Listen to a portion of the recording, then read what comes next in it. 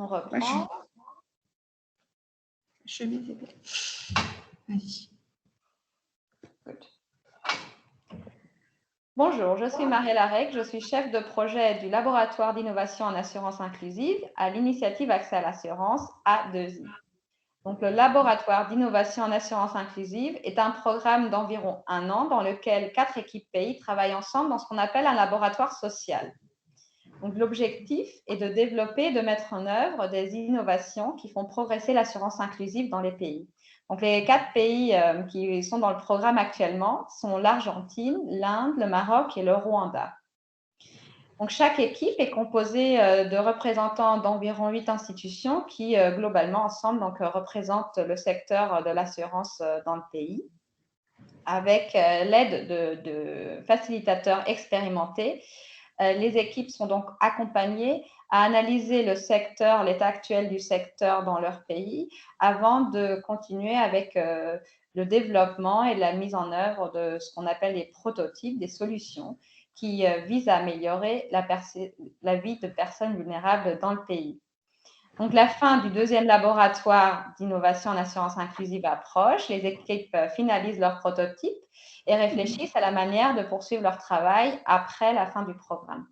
C'est donc un bon moment de réfléchir à l'année écoulée et je suis heureuse de le faire avec Salma Berhadassouni, qui est...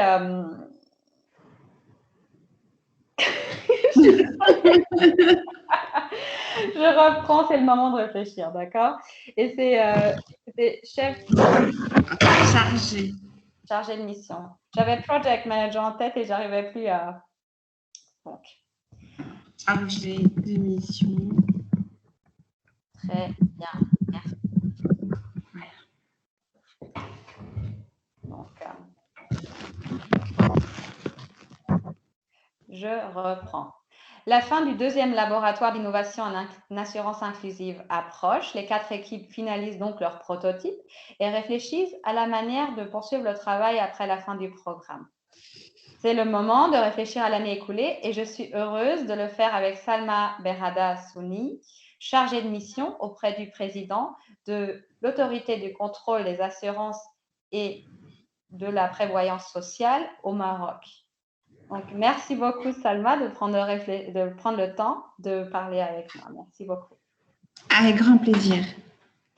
Donc, Salma, ma première question que j'aurais, ce serait comment tu décrirais le lab à tes collègues?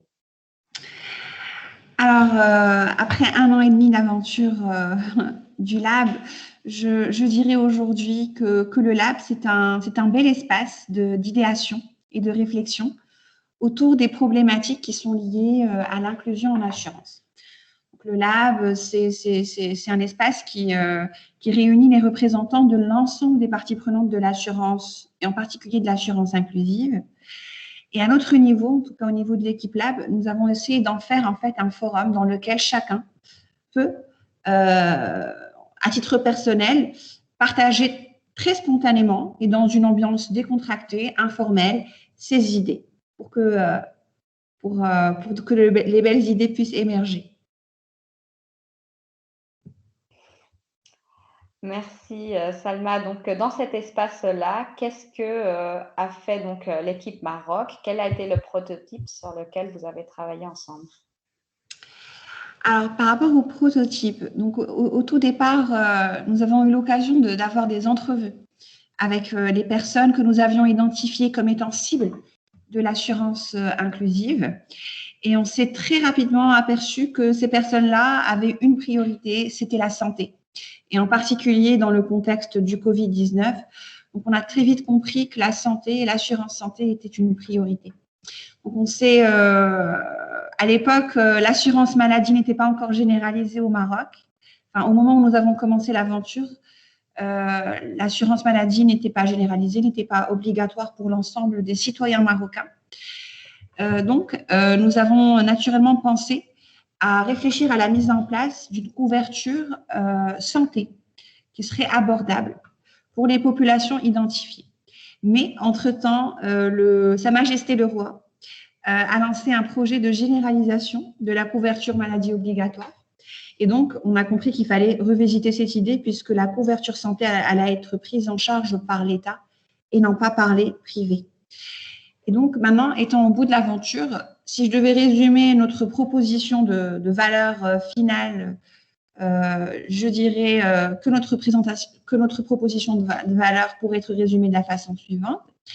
Ce que nous proposons, c'est la possibilité de booster l'inclusion en assurance via des services, donc via une offre de services santé digitaux à forte valeur ajoutée pour le client au jour le jour. Donc tout cela, l'idée c'est que tout cela soit payable par ces populations-là, payable avec leurs revenus, avec des revenus indirects. Donc c'est-à-dire des revenus indirects, type par exemple des points de fidélité qui seraient accumulés chez un partenaire, ou autre type de revenus indirects en tout cas, que ces clients-là ne sentent pas qu'ils déboursent de l'argent de leur poche. Et tout cela à travers un dispositif qui utilise WhatsApp, qui est utilisé par plus de 90% de la population marocaine. Donc, un dispositif WhatsApp comme interface de base. Donc, c'est un peu l'idée qui émerge de l'équipe-là. Donc, les services en question, ce sont des services qui viendraient aider ces populations à y voir plus clair dans le système de santé marocain, qui, on peut le dire aujourd'hui, n'est pas toujours très, très transparent et des fois un petit peu difficile, il est un peu difficile de naviguer un peu dans le système de santé au Maroc. Voilà, donc l'idée, c'est que ces services puissent leur permettre d'y voir plus clair dans le système de santé et d'accéder aux soins plus rapidement.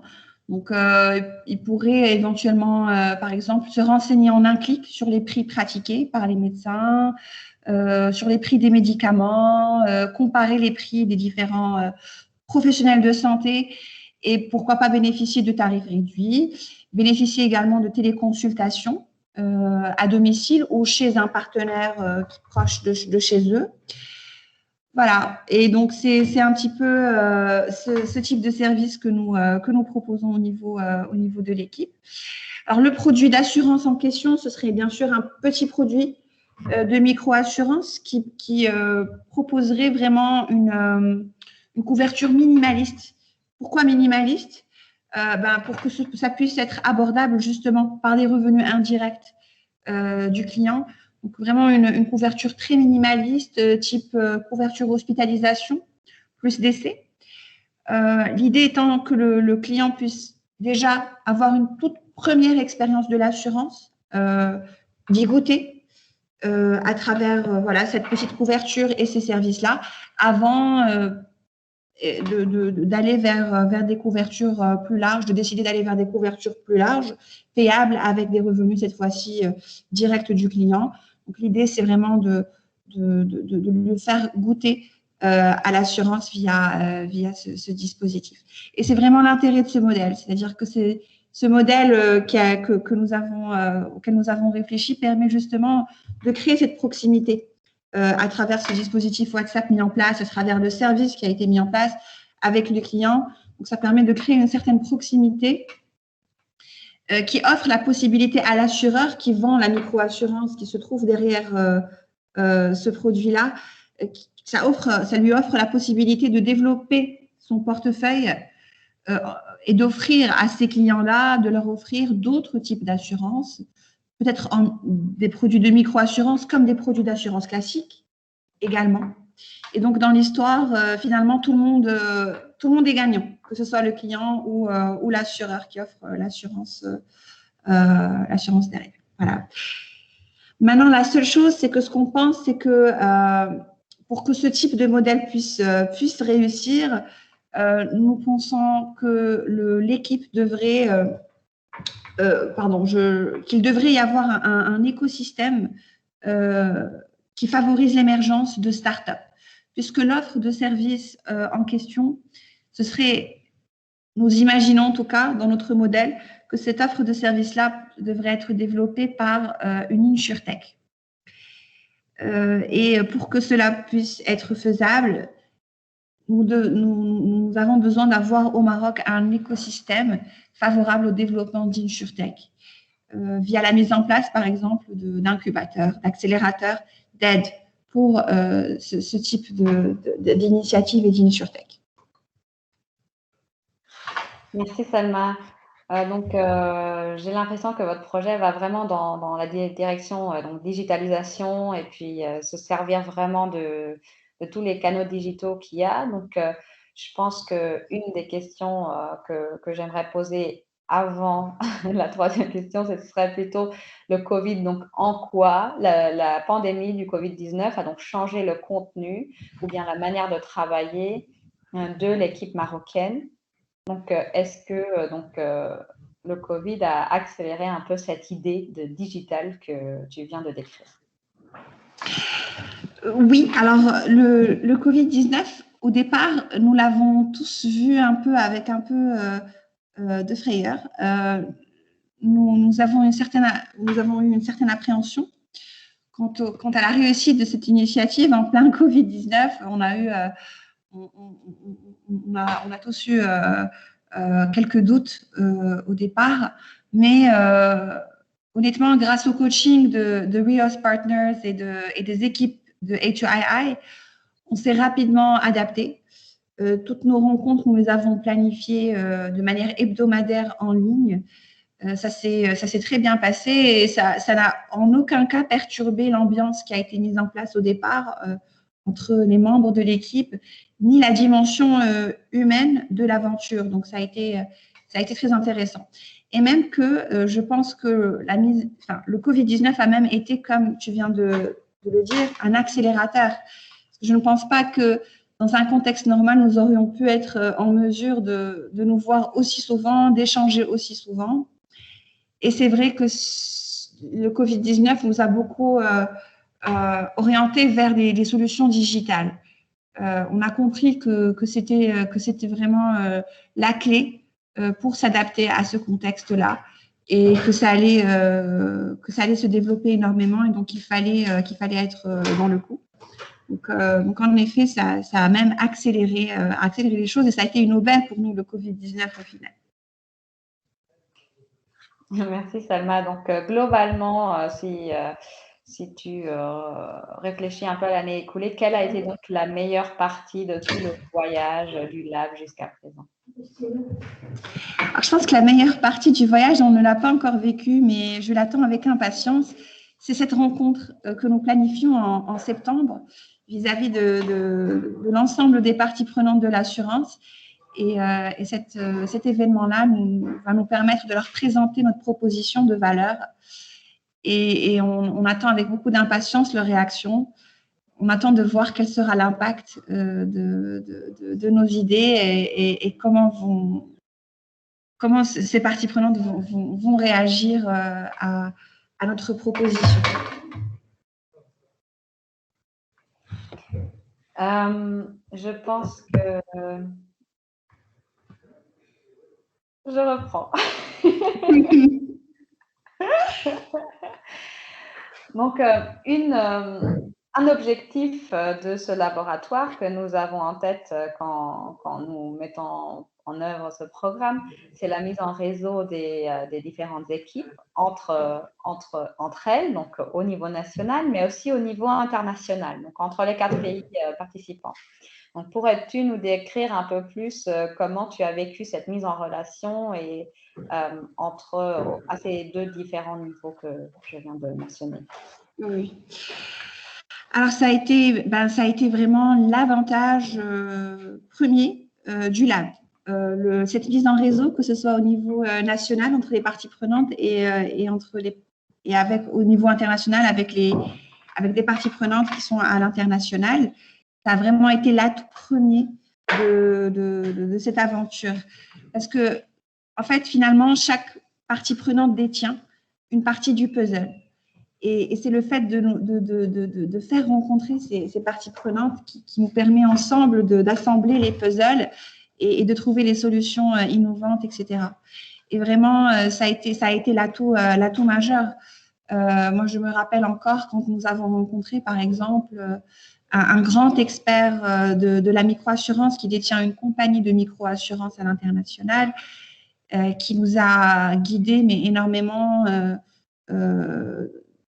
dans notre brainstorming, c'est-à-dire qui nous a permis de mieux réfléchir notre idée, de mieux la concevoir.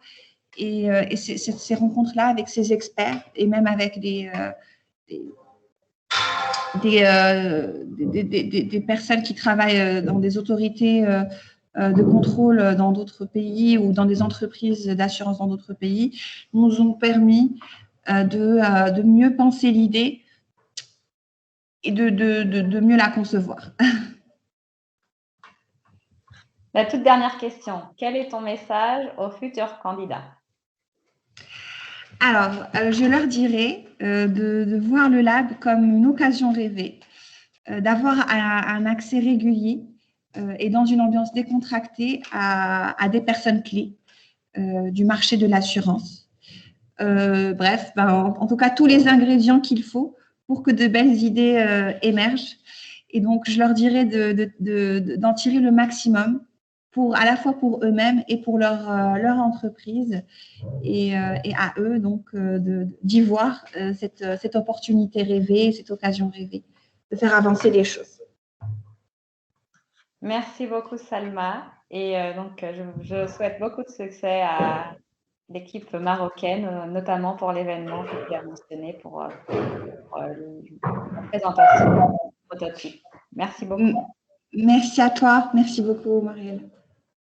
Donc, j'éteins l'enregistrement. On va la refaire.